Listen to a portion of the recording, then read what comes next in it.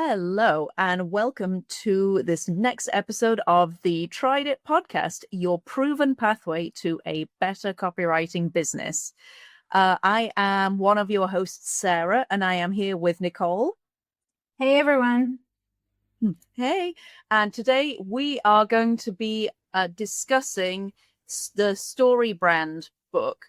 Oh God, I'm really confused whether it's called StoryBrand or BrandStory. I have this huge mental block about it. So throughout this episode, I'll call it StoryBrand or BrandStory, but that's the book that I mean, by Donald Miller. Right. It's actually called Building a Story Brand. I wrote it down because I knew I would forget. Thank goodness one of us has really done the research. Okay. Building a Story Brand by Donald Miller, which came out in 2017. As always, this episode is not an excuse for you to not read the book. We encourage you to buy it for yourself, to read it. This is just meant as an accompaniment to the book. It's available on many platforms, both online and in real life. And not all of those platforms are ones owned by Mr. Bezos. There are other platforms where you can buy books online. So just something to think about. And I'm not sure I should say this, but I'm just going to jump in. If you don't want to read the book, like Donald Miller has conveniently made many other ways to, the only word is imbibe, is his offerings. So like if you look at his website, there are trainings and courses, and I spent some time on the website. I really recommend you check it out as well. But yeah, we'll drop that link in the show notes. Yes. But as Sarah said, definitely buy the book. It's an experience. Yes. So the book came out in 2017. So it's still fairly up to date. And this one was Nicole's choice. You want to say a little word about why you chose this one? Yeah. So I'm very interested in messages and how we craft messages and how we tell stories. I think it's because of how I like to approach my writing. But it's also something that I encounter with a lot of my clients because I feel they have these very complicated stories. And my experience of their stories is that I feel they tell them wrong. Like I feel they approach these stories from maybe fear mongering, or as I said in the first episode, I deal with climate tech companies. And so often they deal with, climate change and things like that. And so often companies that get it wrong often push the messaging and the story from the world is ending, you have to adapt or die kind of thing. Like, and it's kind of a wrong messaging. And so this is kind of how I got to this, and I was fascinated by it. And the other thing I wanted to say was I studied journalism way back in the day, and we studied story archetypes and the hero's journey, which, if people are not familiar with, I'll just briefly outline that. So it starts off with a hero who kind of encounters a problem and he sets off on a journey. He encounters some obstacles along the way, he gets changed, and then he comes full circle, which is a kind of archetype that you study in journalism for how you structure and tell stories. So this is something that's always been in the back of my mind. And so this book just fascinated me. Well, I think it was a great choice, and it's a really good counterpoint to the first book we looked at, Anne Handley's Everybody Writes. It's very different in terms of subject material. And for me, I liked kind of thinking about the more marketing aspects and kind of marketing and brand theory. So that's what I went into the book excited to discover. Do you want to walk us through your experience of reading the book, Nicole? Anything that struck you initially? Sure. So if I may, I'll just take a step back and talk about like how he deals with the book. So he talks about the theory behind stories and why stories are so important and why our brains respond to them and why we need them. And then he also breaks down how to craft a story, and he has what he calls the StoryBrand 7 framework. And it's called that as no surprise. There are 7 aspects to this framework. And he breaks down like, how they work and how to use them, that kind of thing. I'm sure we'll talk about them in more detail. The one thing I will say that struck me is a lot of it is inspired by or is similar to the beginning part of the framework, especially, which is basically the customer is the hero, reminds me a lot about how copywriters think. And I don't think copywriters will be surprised by it, because the idea behind this is, as the name suggests, for this, the customer as the hero, is that the focus is on the customer and not on on you, and you are the guide. You are helping the customer. What about you, Yes. Sarah? Like, what was some of your insights? I agree with you that some of it is very reminiscent of learning copywriting, that you as the writer and the brand slightly remove yourself or distance yourself from the picture. And what you're doing actually is creating a space where you're really focusing on the customer, what the customer wants, and how you can enable them to arrive at what they want. So I think that as you say, those bits were very familiar to me. And he lays out the book explaining the purpose of the framework and then going through the framework. So just to give a quick overview of the elements of the SB7 framework, you have your hero, who is not your brand. Your hero is your customer, the person that you want to buy from your brand. And they have a problem, something that they want to achieve, or something that they're lacking. And this problem creates a story gap in your mind, and your mind kind of immediately jumps to filling in that gap of okay, I see this person, I see something they want. The story is, will they get what they want? And then where the brand comes in is that they are the guide who enables the hero to achieve whatever their vision is. And the guide gives the hero the plan, which the hero then walks through. And then there is a call to action, where the hero is challenged to take action to achieve the thing that they want to achieve. And this action must help them to avoid failure and reach success. And then you have this sort of full circle moment where the hero recognizes how far they've come, and they have all of these good warm feelings about your brand because your brand was the one who was able to do that. So I think that's a very, very quick summary of the book. One of my initial reflections from reading it was that this is almost slightly off topic, but it was just something that irked me, and I have to get it off my chest. There's a lot of data in the book, but it's very self-reported data. Right. It's not good data. Right. I mean, in some ways, the things that Donald Miller says they intuitively make sense, that this is a good way to sell because humans understand stories, humans need stories, and stories inspire action. There are so many real world examples of that. Make America Great Again. It makes a story in your mind, and you intuitively go, oh, I understand this, and I don't have to put much effort into understanding it. However, just because something makes sense doesn't mean that it's true. And Donald he leans on this element of story kind of creation, but he includes some examples in there of previous clients that he's worked with, and it's always very vague about how wildly successful it was. So that was just something that I noticed as I was going through, and I can't say anything else until I've said that. I must be honest, and I know this is not the point of this podcast. We're not supposed to be trashing him because he's successful, and I think his framework does have value.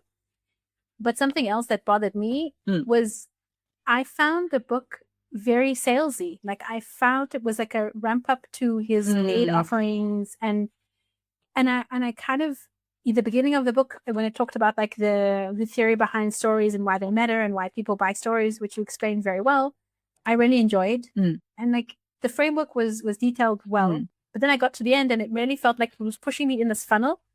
Like he even ends the book on a whole lot of testimonials, which show the transformation. And he talks about the importance of transformation. To me, that was like far too salesy. And then I found myself questioning, which is maybe not appropriate, but I found myself questioning whether this framework is a book, like whether this should be a book. You know what I mean? I don't know. Like I kind of felt like maybe he lost the plot a bit, and like some of the value was lost in that way. I don't know if you noticed that, or if you found that maybe it was just me. I agree with you that when I was reading it, I really felt like, okay, at least he's practicing what he preaches, because in the way that he talks to the reader, he's following his own framework, that you as the reader are the hero and he is the guide, and he's giving you a plan, which is a whole entire framework. And this plan will help you to go out and market your own business better. So he's demonstrating his framework at the same time as explaining it. And at the end, the call to action was very strong about about engaging further with Miller and with his team to buy their products, to do more StoryBrand marketing of your own brand. I agree with you that the beginning, before he really got knee deep into the sales pitch, was very. It was almost like a manifesto as to why stories are important, and I found that quite. I did find that quite inspiring. Is that something that you've seen a lot of in other kinds of marketing or in your journalism background, Nicole? Like it's something that I came across somewhere, and that I knew. I definitely learned stuff about him. Like he talks about how our brains crave stories, and there's an evolutionary aspect to it. He talks about that. But I had encountered this somewhere. I don't remember exactly where, maybe in journalism school. I don't remember. And I know that I approach some of my work in this way, thinking about stories and how it's a way to ease people in. Not to say that I knew his framework, or that, but some of it, as I said, because I was familiar with the hero's. If you're familiar with the hero's journey, there's some of this won't be new to you. Like, it's more advanced, I think, and it's more involved, but that's the basis of it. What I wanted to add, if that's okay, and I hope it doesn't take us on a tangent, is the one thing I did find very useful, and I think it's helpful, even if you don't follow the framework, just as a way of thinking, is when he talks about problems, internal, external, and philosophical, and how like these are kind of the pain points and things that worry. And what I thought was great with that is that, often you think of like a pain point in terms of like this is the problem, but then it's deeper. Like let's say like you want to buy some sales software or whatever. Like the company might think, okay, so the reason I'm going to buy it is because I want to increase sales, but the deeper reason is something else. Like maybe it's that you're afraid of falling behind, and then there's like a philosophical problem, which is even deeper. Which I think it's a really nice way of taking a step back and like really understanding and having empathy for the target audience, which again takes us back to our first book about empathy. But I feel like I thought that there was a really nice overlap with the point of view of that empathy is the most important thing that you can have for your reader. Actually, when he was talking about the different kinds of problems that a hero can experience, I thought of you as I was reading it, because yes, he talks about an external problem, internal problem, philosophical problem, so just to give a quick summary of what those are, an external problem is the problem that you can see. And the internal problem is, I suppose it's something that you feel. Do you think that's a pretty good summary of it? So that, the external problem might be, it's obvious problem. For example, getting stains out of your children's school uniform, and the internal problem might be more like, does this mean I'm not a good parent if I can't get the stains out of my kid's uniform and they're going to into school with like dirty clothes on? And then he talks about the philosophical problem, which is like, why sort of connecting it to a sort of wider societal thing. So Yeah. I was thinking of you, Nicole, reading that because of your work in climate change tech, because the philosophical problem with that is fully evident. I don't think that you get more philosophical than that, because it's an existential threat to the way that we live our lives. And then that's the thing, and it's a fascinating point, because in the climate tech work I've seen, I don't think that it's this philosophical problem that motivates people, it goes against what he says, Donald Miller says.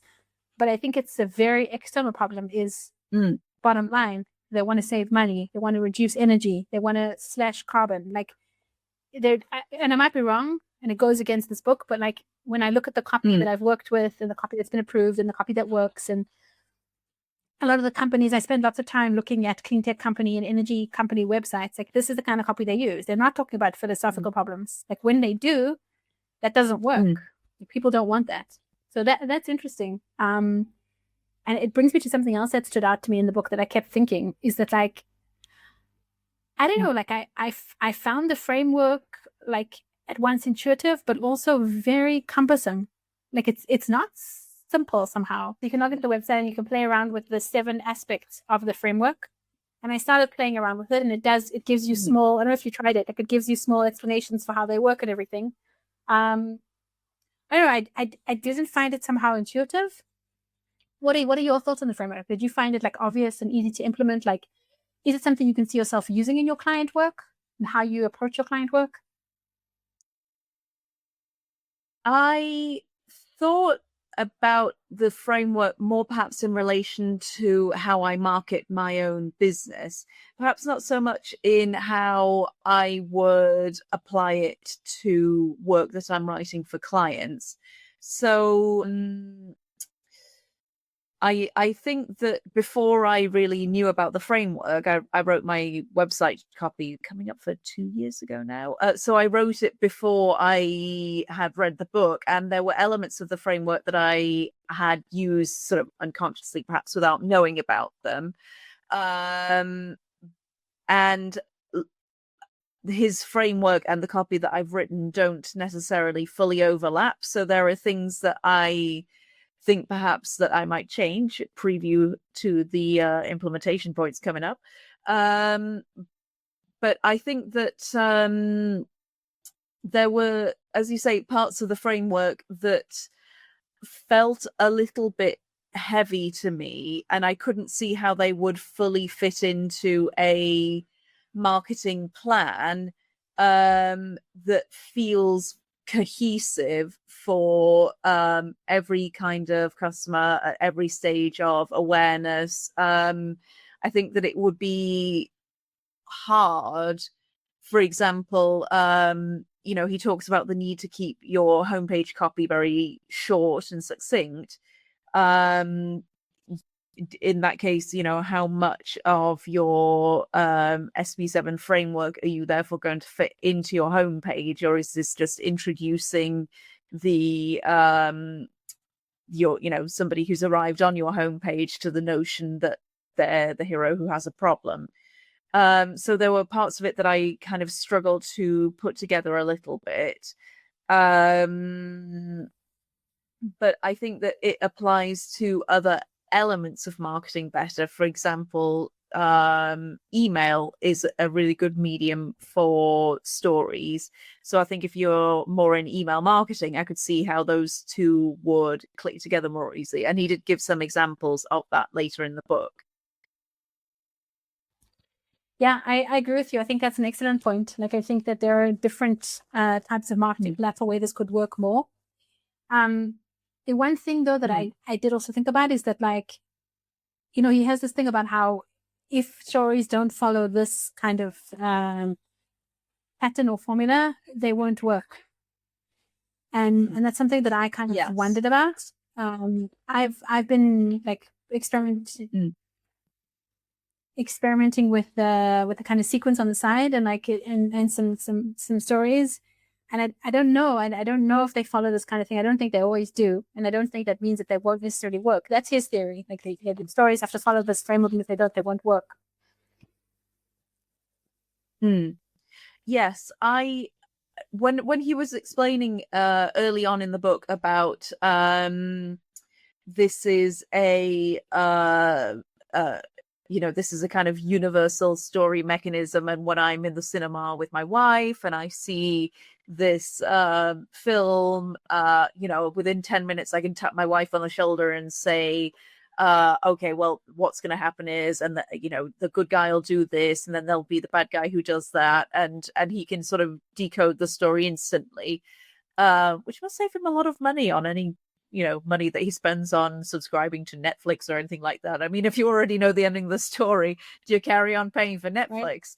Right. But that did instantly set my mind whirring as to some stories and how they fit into this framework. I mean, perhaps that could be a newsletter episode, a newsletter challenge of, are there stories that you love that don't really fit into the framework? There are some that just click right in there, such as Lord of the Rings, and also he quotes or he references Star Wars quite a lot. I was wondering about Harry Potter, because in some ways it does fit in there quite well, but at the same time it's not quite so sort of black and white, in that if you're looking over the arc of the whole 7 books, it's Harry Potter wants to destroy Lord Voldemort, but and that's the problem, and there's all of the external problems and the internal and the philosophical about what does this mean for the world of magic, and so on and so on. But who would be the guide exactly? You have Hagrid right at the beginning, who tells Harry about Hogwarts, but at this stage Harry doesn't know about Lord Voldemort or anything, and Hagrid is like there as moral support, but Hagrid doesn't give Harry the plan. That maybe it's Dumbledore, but Dumbledore comes in much later, and their relationship really develops over time. Sorry, I'm totally sidetracked into Harry Potter now, but for me that was an example of a story that kind of fits the framework but not really. And then there's an awful lot of postmodern literature that really rejects this idea of narrative, and yet there are still some really beautiful stories within that. Yeah, I think it's a very very important point. I think the interesting is to see like if in like that's something I actually want to do, is like to see if I can find examples, like you gave an example like in literature, like I want to see in like marketing copy if I can find examples of like where people who subvert the genre or who subvert the formula. And I also want to try maybe experiment with that and see if I can like a story that works in like marketing email, and see how people respond to it. So yeah, it did make me think about how certain brands use different aspects of storytelling in their marketing. But I think sometimes brands focus a lot more on the sort of, obviously depending wildly on the brand, the aspirational identity, stepping forward into an aspirational identity is such a powerful mechanism. But I don't know if you would call that storytelling in itself. I suppose it's a very simplified form of storytelling. I'm thinking in this instance about sort of luxury brand marketing. There's that has a story in the essence of maybe you really, really want to have a Louis Vuitton suitcase. And when you have a Louis Vuitton suitcase, you're going to be the kind of person who flies on a private jet.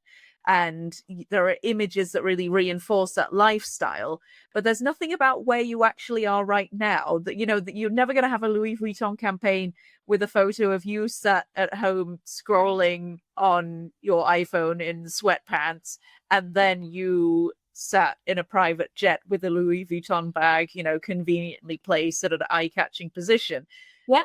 They don't want you to think about where you are right now. And in that sense, it's not focusing on a problem, really. It's focusing on, oh God, wouldn't this be nice? You and your Louis Vuitton case on a private jet. Sweet, huh? Listen, but there are also copywriting formulas that work like this, that start with the dream state. You know, like the dream state where, like, when you've been transformed already, and they take you straight into this world of, like, you're already transformed. Like, I guess it's powerful because it's aspirational. We all want to get there. So they're selling you a dream, you know. But I guess, like, for me, what all this calls to mind is a big question. Like, would you recommend this to other copywriters? Would you recommend this book?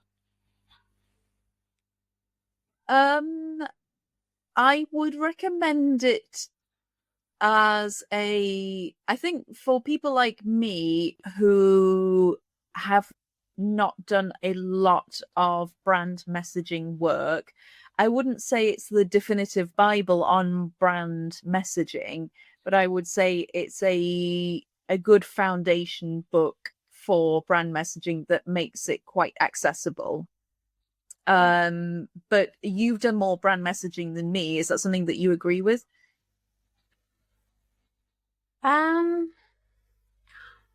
Like, I still find that, like, I don't know how to express this properly, that, like, aspects of it felt complicated to me, that, like, it wasn't like an easy framework to implement that I could just, you know, sit down and implement. I don't know if you know what I'm saying. Like, there are aspects of it that are a bit tricky to implement and to get going. I do agree with you. I think it's a good introduction to stories and brand messaging. But again, I also agree with you. I don't think this is a definitive work. I don't know what is. Maybe somebody can write to us and let us know if they've read something else.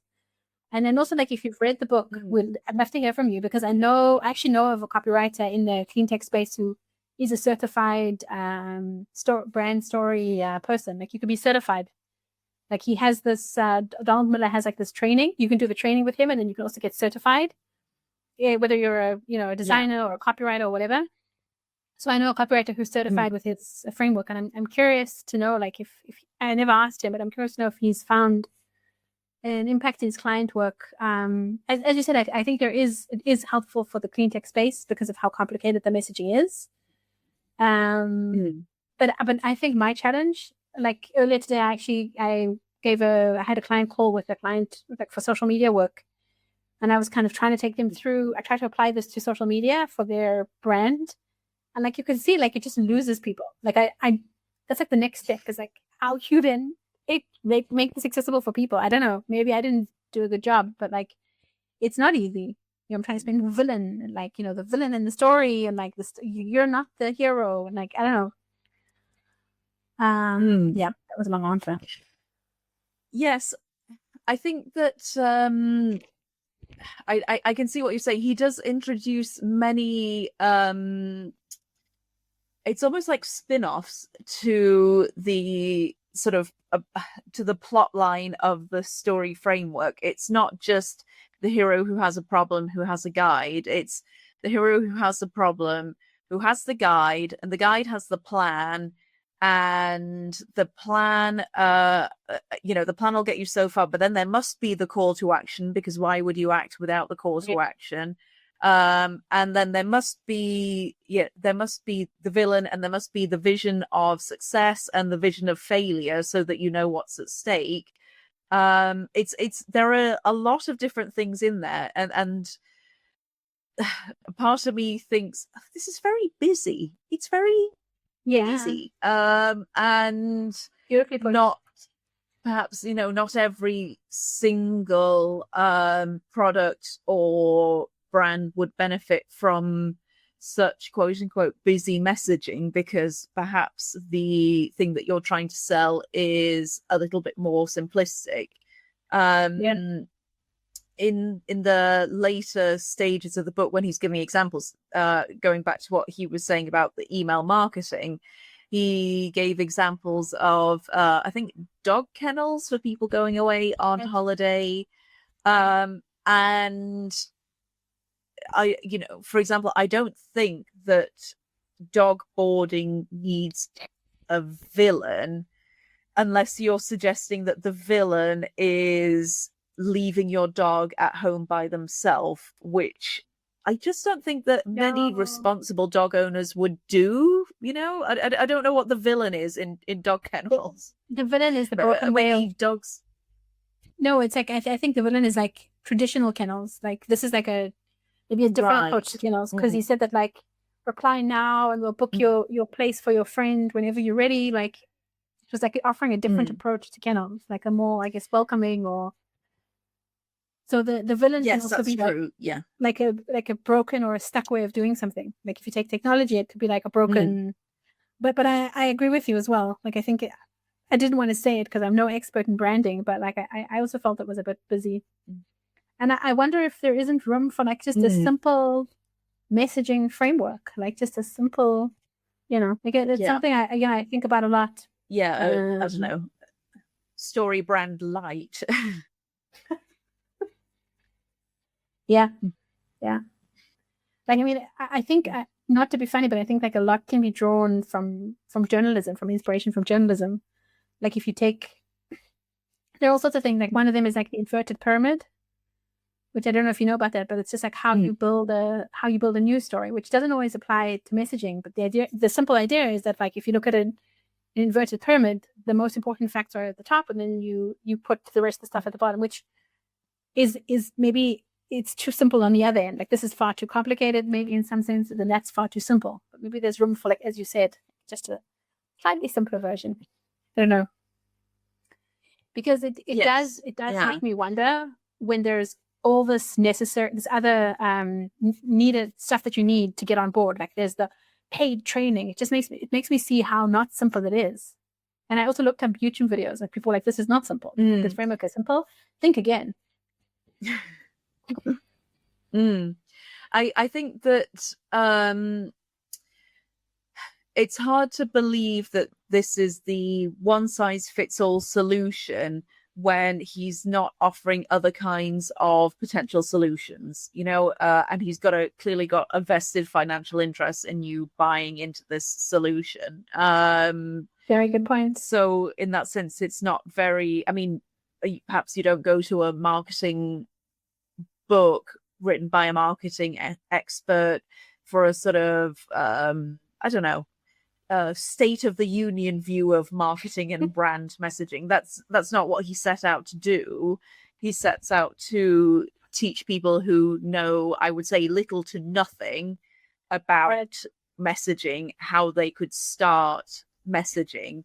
But perhaps if you have a bit more experience, as we do, or you work with a couple of different kinds of businesses or different kinds of industries, you can see how elements of this don't fully overlap with other potential examples, other potential ways of marketing or ways of reaching your ideal customer.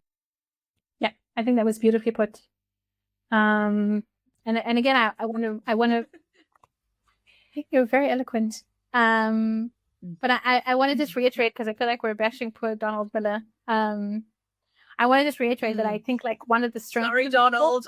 Yeah, sorry, Donald. We are fans. Sorry, but I just want to reiterate though that like I do think one of the strengths of this book, and like something I'll take away again, which is very obvious, is again think of the hero is not you, it's not your technology, it's the person that you're trying to target, which I think is a valuable takeaway. And I think that's very simple, but that's priceless. And I see that time and time again, that you talk in terms of like our technology does this, or we do this, or I do this, instead of like, the transformation that will happen for you, which is very basic, and it's copywriting 101, and it's also Donald Miller 101, but I think it's helpful. It made me think of the copywriting exercise. Sorry to interrupt. Which might be good exercise for the newsletter push. Of the Sorry, I will take a sip now that I've pushed the newsletter. I'm drinking a fruit tea. I mentioned the newsletter. I'll take a sip. Feel free to sip along at home. I'm having some water. Of the difference between features and benefits in marketing, that you might talk about that you've invented this amazing new sales platform that as well as keeping all of your sales records, it'll go out and identify and pitch to clients for you, and you're all like, oh, with our amazing AI driven technology, it's cutting edge, it's great, but you need to add in the so that element of it. So the feature is, AI driven technology, the benefit is the so that it saves you time getting you to qualified leads more quickly so that your company makes more money. I think that that Donald Miller's exercise, it's sort of reminiscent of that, but the so that exercise perhaps gets you there just a bit quicker. That's the thing. I think you make a good point. And again, it's like, this is a very sophisticated version of a lot of these simpler hacks or approaches to copy and to messaging. Yes. Shall we talk implementation, like our implementation tasks? Now that we've sat and trashed Donald Miller's book for a little bit, gently, lovingly trashed, there were things from it that are worth taking and applying to both our own work, on our own businesses, and our client work. So I would like to hear your 3 implementation points, please, Nicole, and why you have chosen them. Right. So the first one, be kind to me. I don't have a company website yet. It's something that I'm still working on. And I've decided it's time. No shame in that game. Yeah, but when you've been, listen, anyway, whatever. So I've decided I want to use this thinking. I want to try use this thinking to at least map out my website, and I hope that it will make the process easier because I'll have the messaging done. That's the thinking. So that's my first implementation. Oh, that's really exciting. You're sort of soft launching your website on the podcast. That's an exclusive, people. but no pressure. I don't do well with pressure, so no. And then the other thing is I thought I would try apply this to a client project. So I sort of did that today. I told you, like I mentioned earlier, I had a call with a social media client. It didn't go, the call went well, but the part about the messaging did not go so well. They were a deer caught in headlights. It was, I need to work on that. So I want to try apply this to a client project. And then the third one, I'm not sure about. Sorry, can I ask a question about your second point? Sure. So just so we can be clear, your second implementation point is that you want to apply some element of the StoryBrand framework to some element of client work, or is it specifically within the realm of social media marketing? No, so I think I would like to use it for messaging for a clean tech company, not so much for social media. I just happen to be a social media client. So I think maybe for a post or something that I write for a clean tech client, I will try apply this framework, because in the book he mentions that it can be used for anything. It can be used for emails. It can be used for any aspect of marketing. Any marketing message can be run through this. He even talks about speeches and all sorts of things. So I think I might do that and see what kind of findings I find, And then the third one, I'm not too sure about, but I thought I'd bring it up. So to be completely honest and open, I've been thinking of pitching messaging workshops to companies in the clean tech space. And so obviously I can't. Yeah, like it's been an idea that I've had, which is also maybe the interest behind the book. And obviously, like, I wouldn't be able to steal his framework, but I thought maybe, I don't know if this is okay, so maybe you can tell me what you think. Like maybe using aspects of this to kind of try and build my own framework, but like inspired by, and then saying that this was inspired by, like not stealing, like I wouldn't steal from Donald Miller. Just because I think like I have an interesting background in that I have the journalism to lean on. So like I wanted to see if I could make my own messaging framework specifically for the clean tech space, and just see like if I could use this as a springboard, like if I could use this idea and like see like what holes I find, and I can report back. So I'd love your thoughts, and I would also love to hear more interestingly, I'd love to hear your implementation tasks. Well, I really like your idea of a messaging framework for clean tech. I think that well, you will know way more than I do, but there are things that are really specific to the industry that those companies could benefit from learning. And sometimes it feels like there's an awful lot of effort that goes into clean tech product development, and then almost none into how do we sell this. So I think that that's a really interesting niche to cover. So I would like to see what you come up with that and what format that you'll deliver it in. But those sound like 3 really good implementation points. Mine is no, genuinely, that's what I think. So my implementation points, so that I make sure that I've actually learned something from this book and not just read it and popped it back on my bookshelf, is the first one is very timely for me. Donald Miller talks in the book about the importance of having a one-liner to introduce your business, which is a kind of short, snappy elevator pitch style sentence that is designed to build intrigue. So it's not designed to give a full-scale summary of what you do. It's designed to make somebody go, ooh, tell me more. And I really need a one-liner for my own business, a business where I help podcasters to repurpose their podcast content, because I'm going to a conference next week, and I will hopefully be meeting other human people, shaking their human hands, handing them my human business card.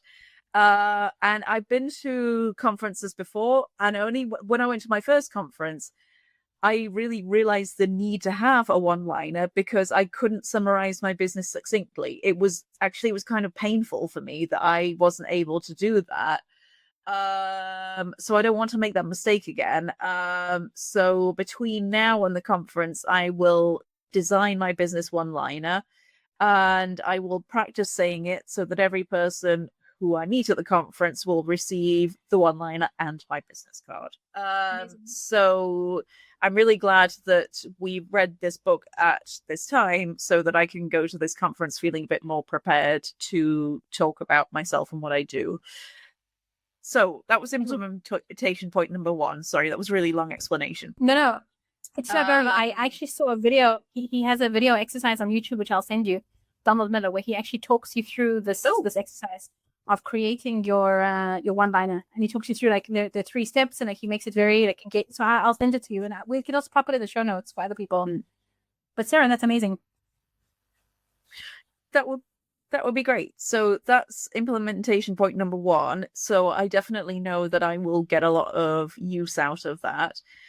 Implementation point number 2 is that when I'm going to take a look at the copy on the homepage of my website and analyze it from the point of view of the StoryBrand framework, and see if there's any points that I want to tighten up. I'm not guaranteeing that I will definitely change it, but I know that it's time that copy should be revisited. And I know that I lean a lot into the empathy and aspirational identity side of my marketing, and I don't lean into the the villain side, the vision of failure side, the call to action side, basically everything that's kind of urgency marketing. I back away from it. And I think that that's something that's perhaps a flaw in the way that I market my own business. So I'm going to put some time in on the calendar and have a look at that and see what I come up with. Implementation point number 3 is that I'm going to try and include elements of storytelling in some of the other aspects of the marketing I do for my business, which will specifically involve LinkedIn posts, email, and blog posts based on StoryBrand framework. I'm particularly interested to see how the blog posts will come out, because my blog posts tend to be at the moment quite informative and they're not really narrative driven. And I'm really curious to play around with that format and see if I get a bit more engagement with my blog posts if there's a narrative element to it. I can't wait to hear like what you find. You know what I mean? That's fascinating.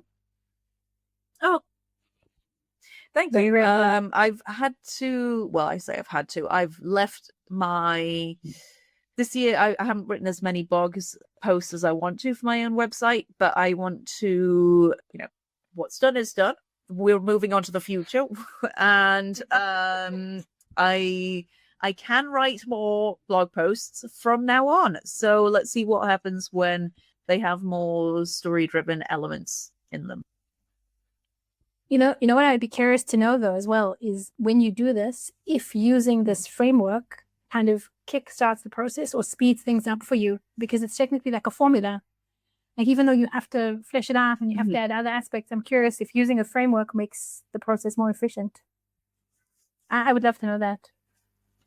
Yes, I will take notes on the experience, and I think it'll be interesting to see how it kind of meshes in together. I know we touched very briefly in this episode on the Anne Handley Everybody Writes book, and I'm still using some of her editing techniques for the writing that I do for my clients, for my own work. It'll be interesting to see how the two hold up together, because Anne Handley certainly she's brutally honest about how brutal you have to be when you're editing, and sometimes editing is a bit of a slash and burn. So it'll be interesting to see how that stands up to storytelling when you're including all of these elements that we talked about, such as the internal, external, and philosophical problem, the villain, the vision of success, the vision of failure, the call to action, and the 5 other little dwarves.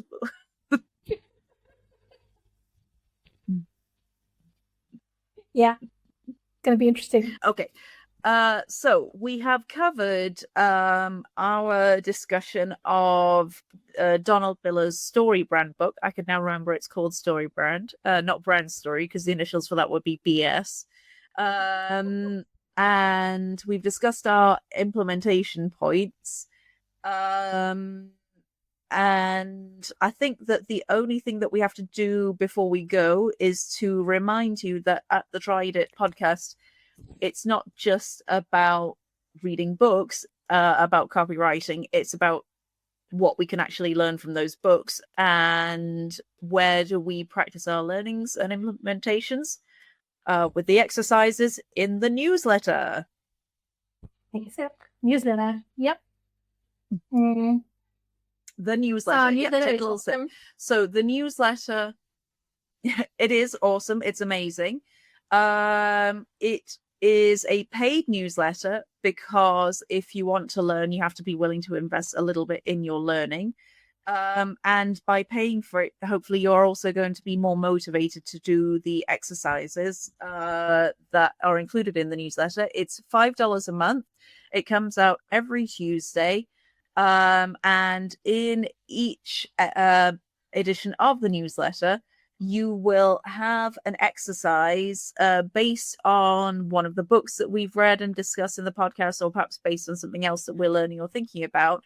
And by completing the exercise, by reflecting on your craft of copywriting, you will hopefully be a better copywriter in 13 minutes or less. It's the little kick of inspiration you need to make sure that you are taking care of your own learning, your own personal development as a copywriter, as a business owner. Yeah. It's like your shot of vitamin C, the shot of vitamin C that we all need, but we don't know we need. Yeah. And the other thing that I it's going to just want to add, zing. Yeah. And I want to add to what Sarah said is just that we are here and like we're on this journey with you, which I know sounds woo woo and weird, but we really are. And I can really see this as like a self-development journey. So regardless of whether or not you sign up, like we really would love you to sign up for the newsletter. But regardless, like we're here. So drop us an email, reach out. We'd love to hear, if you're reading along with us, thoughts, feedback. And if you sign up for the newsletter, happy to have you regardless, yeah. Mm-hmm.